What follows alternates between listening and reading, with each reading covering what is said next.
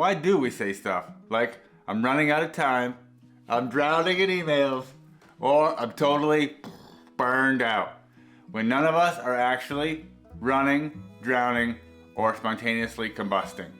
At least I hope not, because I'm all out of marshmallows. These images are what I call everyday nonsense, because they don't really make any literal sense. And yet, somehow, everybody gets what we're trying to say.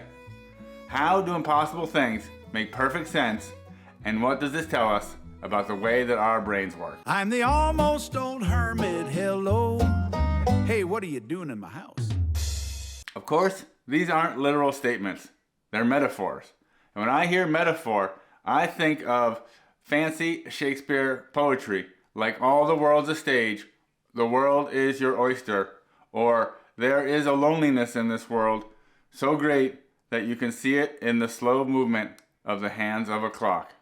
You know, cheerful stuff like that.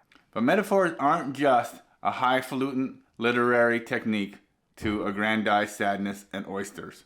They're not even just a way to try and sound smart and impress Margaret at your cousin's birthday party. In fact, your brain uses them all the time, whether you notice it or not. Now, these aren't my ideas, obviously. I found them in a book that I read some 30 years ago called The Metaphors That We Live by George Lakoff and Mark Johnson. They say it's not just a weird way that we talk. Metaphors actually shape the way we think, act, and feel. Basically, metaphors aren't decoration. They're stuff our brain uses to make sense of life. And once you notice it, you start seeing it everywhere. Like the way that we often talk about emotions as if they are forces of nature. People say she was hit by a wave of grief, or a storm of anger swept over him. We're used to these expressions, so they seem innocuous enough. But this metaphor carries meaning because it frames our understanding of our own emotions as something unpredictable and uncontrollable. Some cultures see emotions differently, as tools that you can use, and not storms that get sloshed around by. If your culture wants to tell you that anger is a storm, well then that means it's something that's out of your control. If it says anger is a tool, well then maybe you can use it to make an angry chair or a pissed off table. Another example is this idea that time is money. Now we've all heard this one again and again, and it leads us to say stuff like, we spend time, we save time, we waste or invest time. Suddenly, time isn't just something that you can see in the slow movement of the hands of a clock. It's cold, hard cash. No wonder we panic over deadlines and feel guilty binge-watching our favorite shows. Because if time really is like money, then watching 6 episodes of The Chair Company isn't harmless unwinding anymore. It's a panic-inducing cosmic overdraft. Sometimes we organize concepts in actual space, like in spatial places around us. Like the way that we assign physical spaces to things we know or don't know. We unconsciously frame the unknown as being up in the air. If you don't know something, look it up. Do you know a flighty person? You might say they've got their head in the clouds. Inversely, we tend to frame known knowledge as being down. Like if you learn something new and you got it down, then write it down. If you know a smart bloke, you might call him grounded or down to earth. We also assign spaces to emotions. This time, happiness is up and sadness is down. So we say things like, lift your spirits or cheer up. Or inversely, I'm feeling down. Or Margaret is really hitting rock bottom if she's dating that guy. You see, our brains batch similar ideas into the same spaces, like an invisible cupboard where everything has its place, but where I still can't find a teaspoon when I need one.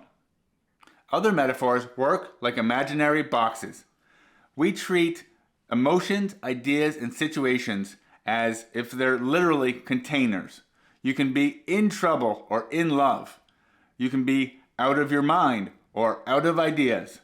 So while my intentions for Margaret have me full of hope, I know in the end I will inevitably be left empty inside, a hollow shell of a man and a sad cereal box full of broken dreams.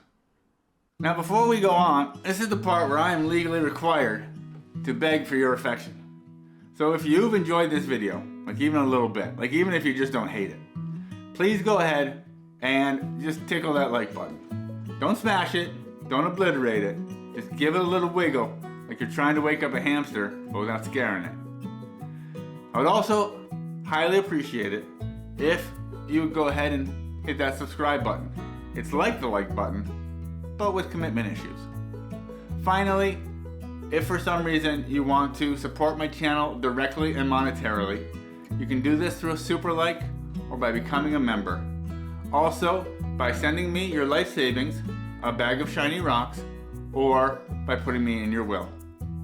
Thanks for your time. Let's get back to it. And finally, metaphors don't just explain things. They hide things too. Because if you think that time is money, then you forget that time is also your actual life. The stuff that you remember, the stuff that flows peacefully by while you're petting dogs and eating pumpkin pie instead of answering emails. You see, that's because metaphors are like a flashlight, and they are gonna put the light on one thing but leave everything else in darkness, especially if you shine it straight into your own eyeballs. I've learned all these sneaky ways that metaphors sneak into our everyday lives from that book, and now I see metaphors everywhere. They make me crazy. You're welcome. But also, it means that now maybe I can affect how I frame certain ideas. Like, I don't have to think of an argument with a friend as a war that needs to be fought and won, with points to attack and opinions to defend. I can think of it maybe, as some cultures do, like a dance. Maybe a dance that I can do to impress Margaret.